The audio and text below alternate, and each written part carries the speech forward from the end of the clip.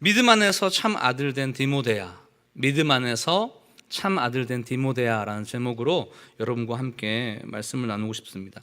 여러분, 이 디모데 전서는 누가 누구에게 쓴 편지인지 혹시 아세요?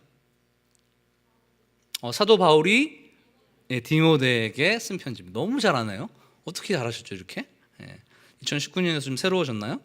여러분, 디모데 사도 바울은 사도행전 16장에 보면 이 소아시아 지역 루스드라에서 전도하다가 디모데 그 가족을 만나게 되고, 디모데는 사도 바울의 복음의 증거를 통해서 변화, 회심을 얻게 됩니다. 그 이후로부터 사도 바울과 이제 사제지간을 맺으면서 디모데는 사도 바울의 후계자로서 계속 따르고 있어요.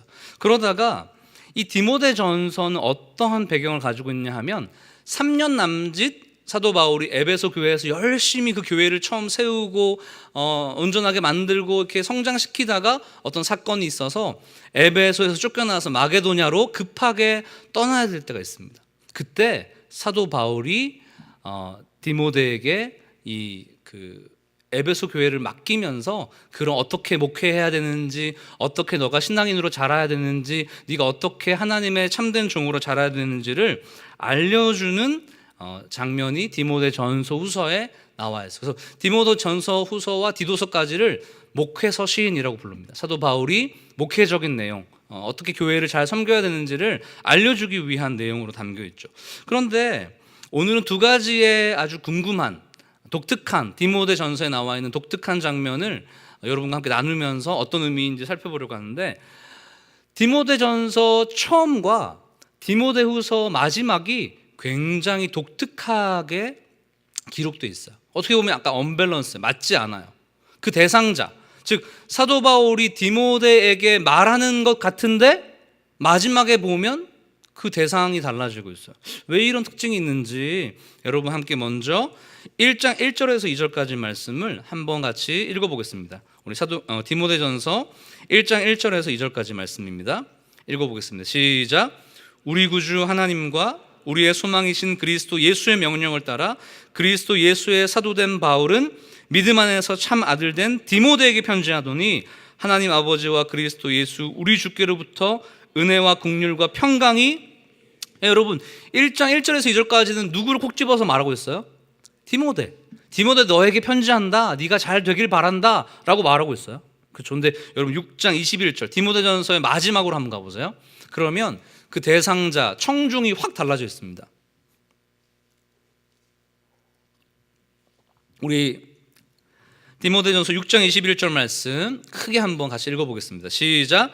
이것을 따르는 사람들이 있어 믿음에서 벗어났느냐. 은혜가 누구와 함께 있는 거예요? 너희와 함께 있느니라. 뭐 달라졌죠 지금 여러분. 처음에 디모데에게 편지한다, 디모데 네가 은혜와 평강이 있기를 원한다, 너가 성장하기 원한다, 뭐 이런 얘기를 하다가 맨 마지막 6장 21절에 가서는 그 대상자 청중이 바뀌었어요. 이거 왜 그럴까요? 왜 디모데에게 시작했는데 너희라는 어떤 공동체, 이제 살펴보자면 디모데와 함께 있는 그룹, 그 교회 그룹, 영향을 받고 있는 그 공동체에게 주는 말씀으로 바뀐 것일까요? 처음에 디모데로 시작했는데, 개인으로 시작했는데 왜 공동체로 끝나는 것일까요? 아주 중요한 메시지가 있습니다. 여러분, 예수 그리스도를 믿고 하나님의 은혜를 받은 자에게 개인이란 존재하지 않아요. 하나님의 은혜가 우리 가운데 역동적으로 역사하고 우리를 새롭게 하고 우리를 변화시킨다면 그 결론은 어디로 가야 됩니까? 자신에게 머물러야 됩니까? 아니죠. 그건 가짜예요. 잘못된 거예요. 성장하고 성숙하지 못한 것입니다. 하나님으로부터 메시지를 받고 변화하고 성장했다면 우리의 귀결점, 종결점 어디입니까? 교회, 공동체, 또 더 나아가서 우주적인 교회 어디입니까? 온 하늘과 온 땅, 하나님이 다스리고 하나님이 통치하시는 이 나라와 민족 가운데에게로 우리의 은혜가 흘러가야 된다는 것을 얘기하고 있는 거죠. 개인으로 그 은혜가, 그 변화와 그 성장이 멈춰 있는 것이 아니라, 물론 디모데에게 말씀한 것이지만 이 디모데를 통하여서 어떻게 됩니까? 디모데와 함께 있는 그룹, 디모데와 함께 있는 그 교회 공동체를 통하여서 어떻게 됩니까? 그 지역과 사회, 나라와 민족 가운데 이 메시지가, 사도 바울의 메시지가 흘러가기를 원하는 것이 하나님의 뜻, 사도 바울의 뜻이라는 것입니다. 그리스도인들은 우리 자신이 결코 우리의 개인적인 삶만으로 멈추지 않습니다. 여러분 꼭 기억하셔야 돼요. 예수님을 진짜 믿고 변화하고 우리 가운데 은혜가 있는 사람은 그 은혜가 다른 사람에게, 다른 공동체 가운데, 특히 소외받고 아프고 어려운 공동체 가운데 반드시 흘러가야 됩니다. 그래서 디모데에게 시작했지만 너희로 끝나는 것이죠.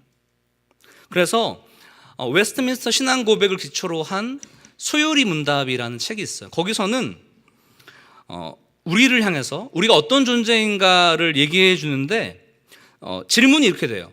이 웨스트민스터 신앙 고백이라는 것은 1643년에 5년 7개월 동안 청교도라는 말씀과 신앙의 중심을 가지고 있는 사람들이 그 당시에 너무나 이렇게 흐트러져 있던 믿음, 신앙에 대해서 정리하면서 5년 7개월 동안 우리는 이것을 믿는다라고 하면서 영국의 웨스트민스터 예배당에서 모여서 매일 밤낮 토론하면서 우리가 믿는 정수를 만들어놨어요. 그 정수 정리된 것을 가지고 질의문답, 질문하고 답변하는 방식으로 교회와 가정 가운데 이제 이 복음의 진리를 알려주는 방식으로 얘기하는데, 이 소요리 문답, 그러니까 작지만 아주 중요한 핵심적인 요점을 가지고 있는 교리, 이게 소요리인데, 이것에 대한 첫 번째 질문, 첫 번째 가장 중요한 메시지가 뭐냐면, 사람의 제일 되는 목적은 무엇인가? 이렇게 질문하면 답변이 뭐냐 그러면 하나님을 영화롭게 하고 그분을 영원토록 즐거워하는 것이다, 이렇게 얘기해요.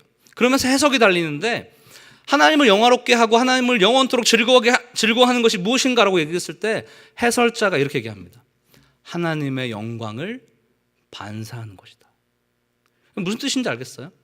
여러분 어떻게 생각하면 사람의 제일 드는 목적은 하나님을 기쁘시게 하고 하나님을 영화롭게 하기 위해서 어떠한 행동, 어떠한 일들, 어떠한 프로그램, 어떠한 무브먼트, 어떤 운동, 뭔가 하나님에서 뭔가를 해야 된다라는 강박과 부담이 있을 수 있죠. 그런데 하나님은 무엇이라고 말씀하시냐 그러면 내가 가장 영광받는 것은, 내가 가장 즐거운 것은, 내가 가장 기쁜 것은 나의 영광이 너희 가운데 머무는 것이다, 이렇게 얘기하는 거예요. 그래서 너는 그 영광을 반사하기만 하면 된다, 뭐 만들어낼 필요 없어 라고 얘기합니다.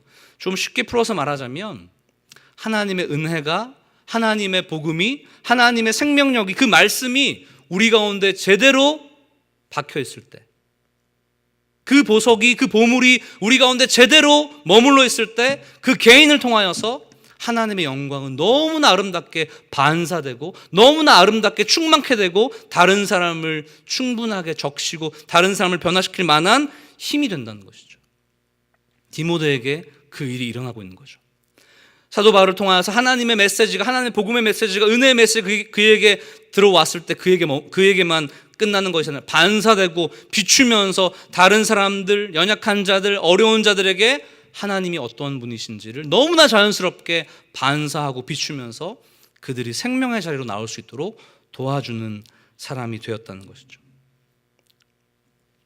저도 사실은 새해를 시작하면서 굉장히 욕심이 났어요. 무슨 욕심인가 하면 우리 청년교회에 막 이렇게 많이 모여있는데 어떻게 훈련시켜서 좋은 프로그램 없을까? 좋은 교제할 수 있는 그런 책이 없을까? 우리를 새롭게 하는 좋은 이벤트가 없을까? 막 생각했어요. 어떻게 하면 좋을까? 1월엔 뭐하고 2월엔 뭐하고 3월엔 뭐하고 막 생각해서 그러다가 제가 한 지점에 이제 제 마음이 확 쏠렸는데 뭐냐 하면, 물론 여러 가지 중요한 이벤트 프로그램, 우리를 새롭게 하고 뭔가 무브먼트, 운동이 일어나는 여러 가지가 너무 중요하지만 그것 외에 가장 중요한 핵심이 있다면 말씀에, 하나님의 진리에, 그 보물과 같은 하나님의 뜻 앞에 머물러 있기 위해서 우리 청년들을 계속적으로 도전시키는 것이 2019년 담당 사역자인 저에게 주신 마음이에요. 그래서 이제 제가 좀 이따 말하겠지만 그냥 말씀에, 그의 복음이, 그의 은혜가 우리 개개인에게 머물고 그 개개인이 우리를 넘어서 옆에 있는 친구들, 가정, 그렇죠? 그 다음에 여러분의 삶, 직장, 교회, 넘어서 사회, 민족까지 흘러갈 수 있게 하는 유일한 강력한 힘은 하나님의 말씀이 우리 개인에게 충분하게 머무는 것. 그래서 그것이 우리 가운데 반사되게 하는 힘이 되는 것이다라고 생각했습니다. 여러분이 오늘 은혜 받는다면, 은혜 받고 하나님의 생명력 여러분 가운데 들어온다면 기억하세요. 여러분 혼자의 은혜와 여러분 혼자의 변화와 여러분 혼자의 생명력이 아닙니다. 누구를 향한 것입니까? 너희, 공동체, 사회, 나라와 민족이 우리 가운데 있다는 것을 꼭 기억해야 돼요. 오늘 내가 하나님을 만나고 경험하고 하나님과 함께 한다면 우리 안에서만 머무는 것이 아니라 이것이 반사되고 비추어서 내 옆에 있는 사람, 가정, 직장, 우리의 삶, 사회 민족 가운데 흘러가게 하는 것이 하나님의 뜻인 것입니다. 왜냐하면 우리는 그리스도의 편지, 향기, 그리스도의 통로로서 이 시간 세워져 있는 자라는 거죠. 세상이 여러분의 삶을 통해서 하나님의 아름다운 빛을 보게 되는 거죠. 여러분의 말과 행동, 여러 가지 복음을 근거로 한 변화된 모습을 통해서 다른 사람이 생명력을 얻게 되는 것이죠. 2019년 한 해 가운데 여러분을 통해서 그 찬란한 복음의 은혜가 또 믿음의 생명력이 말씀의 그 강력한 힘이 여러분 자신에게 머물러 있는 것이 아니라 여러분 자신을 새롭게 하는 것뿐만 아니라 여러분이 함께 있는 공동체, 작은 공동체라도 큰 공동체라도 그 안에 충만하게 되기를 주님의 이름으로 축복합니다. 아멘. 네. 일부러 아멘 크게 하는 사람이 있는 것 같아. 제가 돈을 드리거나 그런 건 아니에요. 네. 근데 그게 어쩔 수 없이 있어요. 설교하다 보면 찬양하다도 마찬가지인데 약간 좀 리액션이 있으면 힘이 되는 것은 사실 있어요. 그래서 여러분들이 좀 저를 위해서는 아니지만 제가 좀 힘을 더 내야지 설교를 잘할 수 있기 때문에 여러분들이 조금 그렇게 서로 반응하면서 같이 만들어가면 좋을 것 같습니다. 두 번째, 첫 번째 힘이 나다가 이제 약간 좀 좌절이 되네요. 약간 놀리는 것 같기도 하고 아멘 이렇게 하니까 네, 감사하네요. 너무 네, 사랑합니다, 요나 씨. 네. 첫 번째 의문은 왜 개인으로부터 출발했는데 너희로 끝나느냐? 공동체를 향한 하나님의 어떤 부르심이라는 거죠. 두 번째는 이건 사실 디모데를 약간 까는, 약간 좀 비하하는 내용이 담겨 있어서, 하지만 우리가 말씀의 진리로 찾아가기 위한 당연한 어떤 해석이니까 여러분과 함께 나누고 싶은데, 디모데전서 읽다 보면 또 다른 의문이 있는데 왜 디모데를 에베소 교회에 남겨두었나 이거예요. 왜 디모데를 굳이 에베소 교회? 왜냐하면 디모데는 좀 제가 몇 개 이제 예를 들어드리겠지만 그럴 만한 인물이 안 돼요. 한 교회를 맡아서 담당해서 뭔가 새롭게 하고 뭔가 변화시키고 책임을 질 만한 인물이 아닌 것처럼 보여집니다. 그런데 왜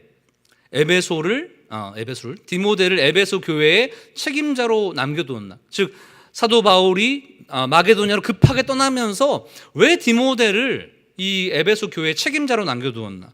우리 3절 내용을 한번 읽어봅시다. 3절 내용을 읽으면 그런 스토리가 나오는데, 우리 디모데전서 1장 3절 말씀 같이 읽겠습니다. 시작.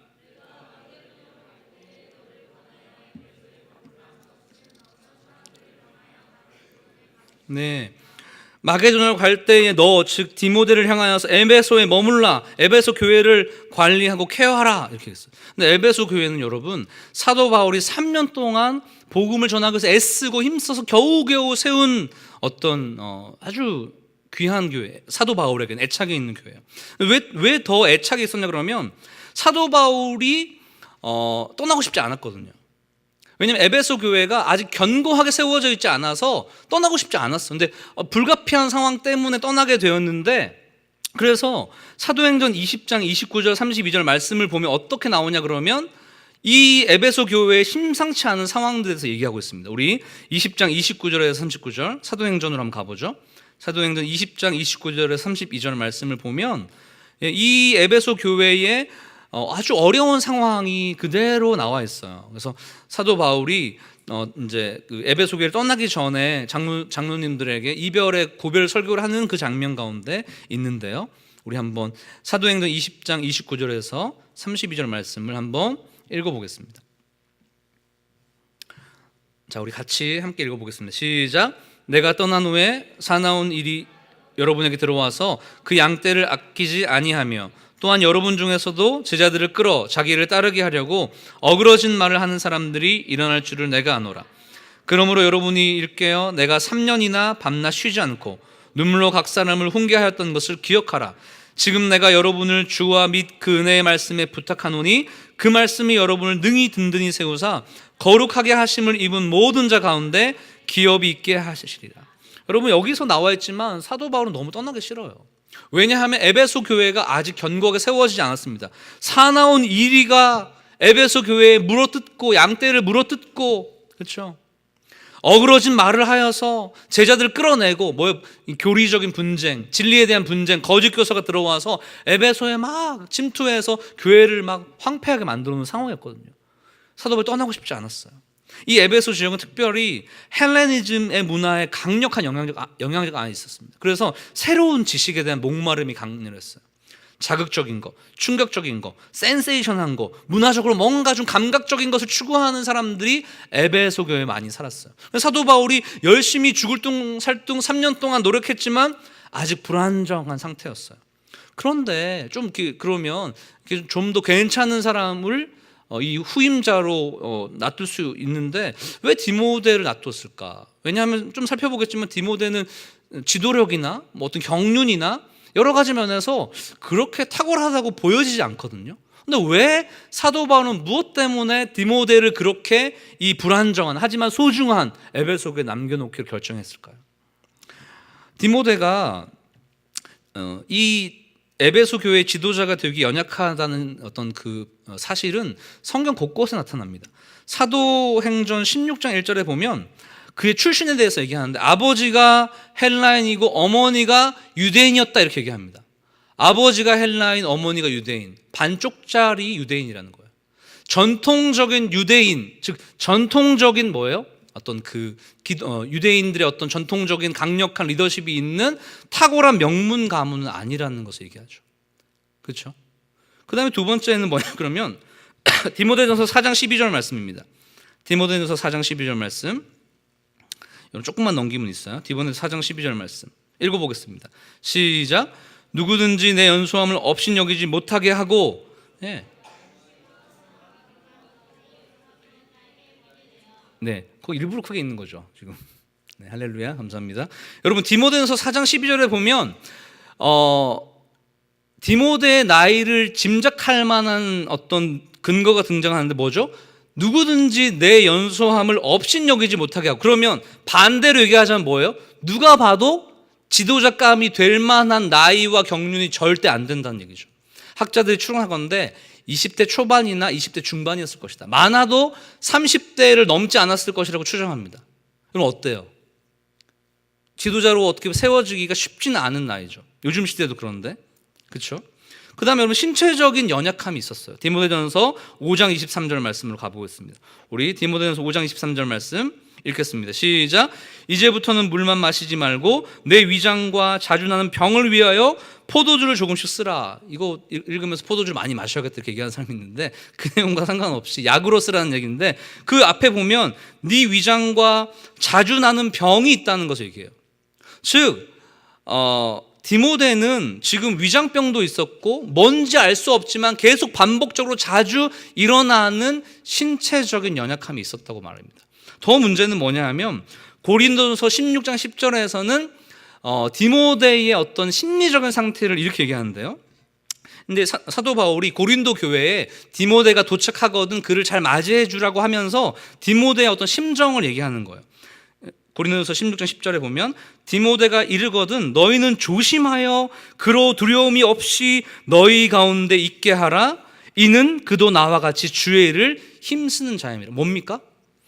디모데의 마음 자체가 이렇게 강하거나 담대한 존재가 아니라 어떤 일에 쉽게 연약해지고 두려움이 있고 걱정이 많은 내성적인 성향의 사람일 것이라고 추정되는 것이죠. 여러분 이 내용을 쭉 살펴보면 뭐예요? 전통적인 강력한 유대 명문 가문의 집안도 아닙니다. 그 다음에 어린 나이였어요. 누가 봐도 업신여길 수 있는 굉장히 연소한 나이였습니다. 지도자가 될 만한 나이가 아니라는 거, 인정할 만한 나이가 아니라는 거죠. 그 다음에 세 번째로 신체적인 약점, 계속 병이 나요. 계속 뭐 일하려고 그러면 어려워요. 강력하지 않죠. 그 다음에 마음이 심약해서 두려움과 내성적인 마음이 있는 자였습니다. 이거 다 따져보면 지금으로 따져보면 뭡니까? 스펙상에 문제가 있다는 거죠. 아무것도 안 된다는 거죠. 리더가 될 만한 자질이 전혀 없는 존재가 바로 디모데라는 것을 얘기합니다. 여러분 그런데 왜 사도 바울은 이 혼란스러운 이 에베소 교회 그리고 여러 가지가 문제가 있는 것 같은 디모데를 에베소 교회의 후임자로 결정했을까요? 여러분 다시 디모데전서 우리 아까 읽었던 1장 3절 4절을 아주 면밀하게 한번 보세요. 디모데전서 1장 3절 4절의 말씀을 읽으면 사도 바울이 여러 가지의 문제가 있는 디모데를 왜 세웠는지 하나의 결정적인 이유가 있습니다. 우리 한번 3절 4절 말씀 같이 읽어보겠습니다. 시작.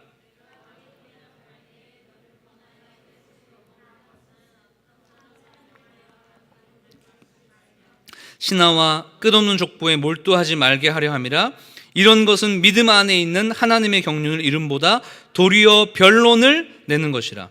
이건 뭐예요? 내가 마게도냐로 갈 때 너를 권하여 에베소에 머물러 한 것은 어떤 사람을 명하여 다른 교훈을 가르치지 말며 신하와 끝없는 족보에 몰두하지 말게 하려 함이라. 뭐예요? 디모데가 에베소 교회에 있으면 어떻게 된다는 거예요? 거짓 증거, 거짓 가르침, 신화와 족보라는 세상적인 어떤 휩쓸리는 어떤 문화적인 것들이 에베소 교회에 침투할 수 있는 모든 가능성이 디모데 한 사람을 통해서 다 막을 수 있다는 거죠. 왜 그렇죠?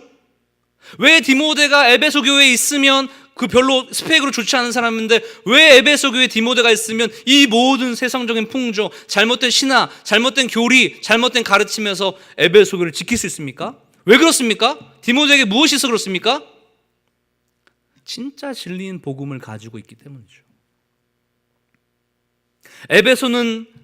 디모데는 에베소 교회를 책임질 만한, 리드할 만한 아무런 힘과 능력이 없는 것처럼 외형은 보여요. 하지만 사도 바울은 그 마음에는 중심, 그 믿음을 본 것이 뭐죠?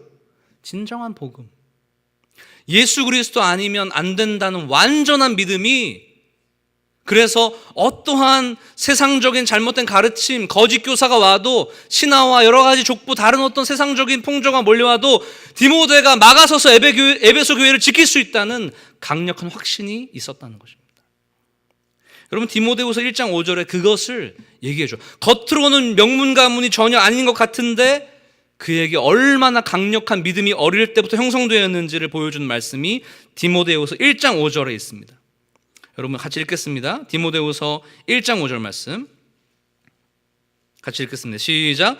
이는 내 속에 거짓이 없는 믿음이 있음을 생각함이라. 이 믿음은 먼저 내 외조모 로이스와 내 어머니 유니게 속에 있더니 내 속에도 있는 줄을 확신하노라.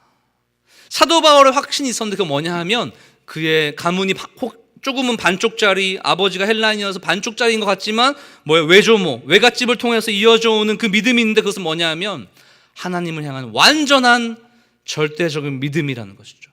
절대 변하지 않은 충직한 믿음이라는 거죠. 어떠한 세상적인 어떤 문화나 풍조가 와도 절대 흔들리지 않는 견고한 거짓이 없는 믿음이 디모데에게 있었기 때문에 스펙상으로 아무런 조건이 안 되지만 에베소 교회를 끝까지 막아내는 충직한 하나님의 목회자로 세웠다는 것입니다. 여러분, 세상에 지금 저희 한국 교회도 사실은 비슷한 상황이죠. 에베소 교회 비슷한 상황이죠. 거짓 교리가 들어오고 하나님의 말씀과 이 진리, 이 교리보다, 하나님의 말씀보다 우리 안에 어떤 즐거운 놀이, 문화, 프로그램, 이벤트 같은 것들이 한국 교회를 강타하고 있죠. 기복주의, 신앙생활 열심히 하면 돈 많이 벌고 잘 될 거라는 기복주의가 강타하고 있죠. 여러분, 지금 통계적으로 보면 한국 교회가 점점 쇠락하고 있습니다. 이전 90년대 이후로부터 계속 쇠락하고 있어요. 그래서 어떤 학자는 2020년에서부터 2040년까지가 되면 한국 교회의 그냥 이제 기독교 인수가 반토막이 날 것이다. 특히 다음 세대, 청년 이후의 세대는 반토막 이상, 지금보다 반토막 이상이 날 것이라고 예측하고 있습니다. 실질적으로 그렇게 흘러가고 있어요. 왜 이렇게 됐습니까? 왜 이런 문제가 발생했습니까? 왜 교회가 지금 무너지고 있습니까? 에베소 교회와 비슷한 상황이 된 것이죠.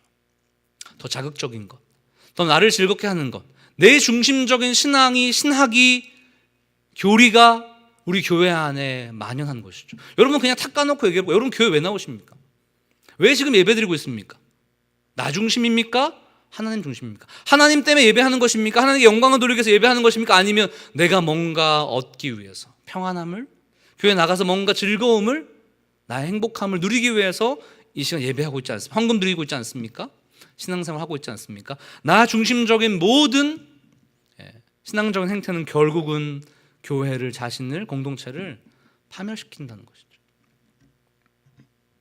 여러분 그런 생각 해봤어요. 제가 예전에 제자반 우리 청년들에게 그런 질문했어요. 교회가 없다면, 그래서 주일 예배를 안 드려도 된다면 어떨까요, 여러분?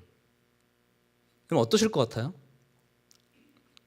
저는 그냥 농담 삼아서 캠핑 가고 주말에 캠핑 가고 너무 좋겠다. 영화도 보고 이렇게 그냥 얘기했어요. 여러분 교회가 만약에 없다면 어떨 거라고 생각하세요? 좋으세요? 행복하세요? 근데 여러분 놀랍게도 교회가 점점 없어지고 있습니다. 저희 사실은 예수영남교회는 감사하게도 은혜 가운데 부흥하고 점점 사람들이 많아지고 활동도 좋은 막 프로그램도 있고 활동적 여러 가지 막 일들도 하고 있습니다. 그런데 여러분 눈을 돌려서 주변의 교회들 보세요. 청년부 있는 교회가 맞는지 아십니까, 여러분? 그 이후에는 청소년 부서 여러분 있는 부서가 많은지 압니까? 제가 얼마 전에 만났던 동해 쪽 강원도 동해에 있는 목사님도 얘기하세요. 그분이 이제 동해 지역 전체 이렇게 좀 이렇게 교육위원회 쪽을 이렇게 코디네이팅 하시는 분인데 주일학교가 없어요. 가르칠 아이가 없어요. 그럼 이게 시간이 지나서 10년, 20년 지나면 어떻게 됩니까? 교회 문 닫는 거예요. 주일학교 뭐 율동 가르치고 성경 프로그램 뭐 여름 성경학교 가르쳐야 될 아이가 없어서 또 청년들 교사인 청년들이 없어서 교회가 이제 주일학교는 문을 닫고 있어요.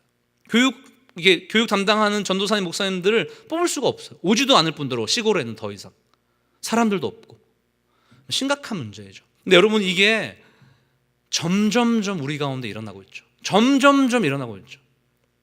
모릅니다, 여러분. 우리 예수영남교회도 어떻게 될지 아무도 몰라요. 세상 풍조, 세상의 즐거움, 나중심적인 신앙생활에 빠질 때 여러분 절대 우리는 이대로만 남아있을 수 없는 거죠. 흔들리고 무너질 수 있다는 위기감이 있어야 됩니다.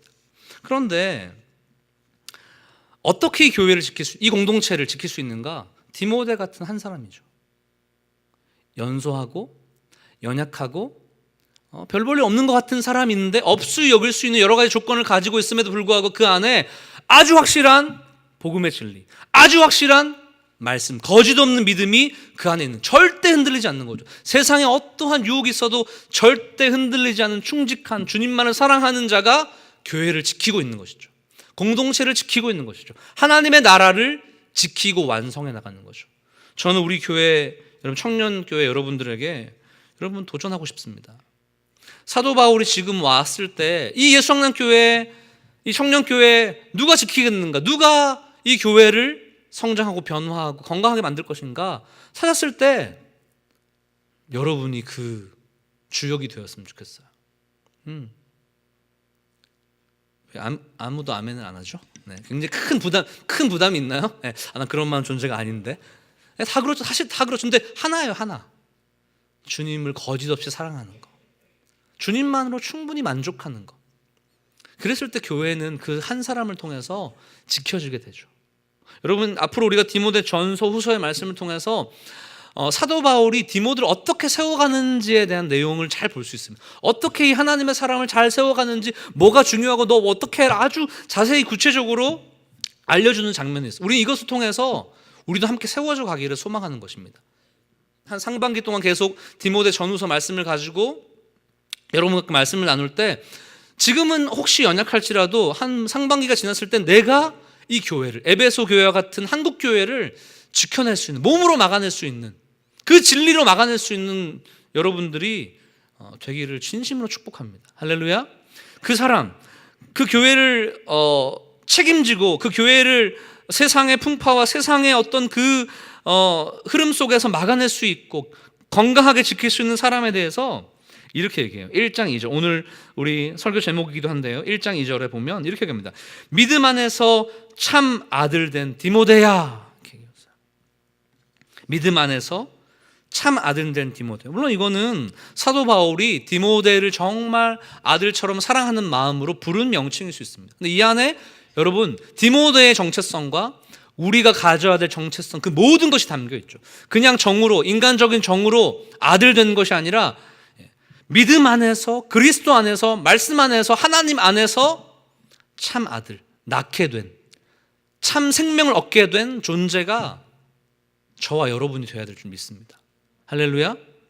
이게 너무 중요해요, 진짜. 그냥 관계가, 그냥 정으로 좋은 게 아니라 그리스도 안에서, 말씀 안에서, 하나님 안에서 태어난 존재로서 생명을 얻게 된 존재로서 우리가 존재해야 됨을, 우리가 있어야 됨을 얘기하는 거죠. 여러분, 세상의 즐거움과 세상의 만족과 세상의 행복은 수시로 우리를 유혹하고 우리를 넘어지게 하고 그쪽으로 우리의 마음을 쏟게 할 것이에요. 그래서 우리의 마음 가운데 계속 세상의 어떤 기준, 세상의 방식으로 돈 많이 벌어야 되고 좋은 대학 가야 되고 좋은 직장 잡아야 되고 뭔가 내 인간적인 행복을 위해서 살아야 되지 않을까라고 자꾸 유혹합니다. 그런 거짓 교리와 거짓적인 내용, 가르침들이 우리가 엄습할 거예요. 그건 뭐 나쁜 것은 아닙니다. 하지만 우리 안에 명확히 해야 되는 것은 진짜가 무엇인지를 명확히 발견해요. 그게 진짜는 아니죠. 그게 최우선은 아니죠. 좋은 것이고 어느 정도는 필요한 것이지만 그것이 우리에게 진짜가 되어서는 안 되죠. 진짜인 하나님, 그 복음, 말씀, 그분과 교제하고 그분과 만나는 것을 가지고 있을 때 가짜인 세상적인 것은 물러가고 떠나게 되는 거죠. 저는 디모데 전서후서 말씀을 쭉 묵상하면서 이 사람은 진짜였구나. 이 사람은 정말 진짜였구나. 아무것도 안 가진 것 같고 연약하고 아무것도 없는 사람인 것 같고 병 들어있는 사람인 것 같지만 그 사람 그 10년 가운데는 진짜가 있구나. 복음이 있구나. 생명이 있구나. 진리가 있구나. 그런 사람은 절대 흔들리지 않구나를 알게 되었어요. 우리 귀한 청년 여러분 가운데 그 진짜, 그 복음이 단단하게 세워져 있어서 2019년 한 해 동안에 여러분을 통하여서 공동체가, 여러분을 통하여서 여러분 자신과 함께 하고 있는 영향력을 주고 있는 사람들 가운데 그런 하나님께서 여러분을 통해서 다른 사람들을 새롭게 세우시고 만들어 가신 역사가 있게 되기를 축복합니다. 아멘. 네, 우리 함께 좀 찬양하고 주님께 나아가죠.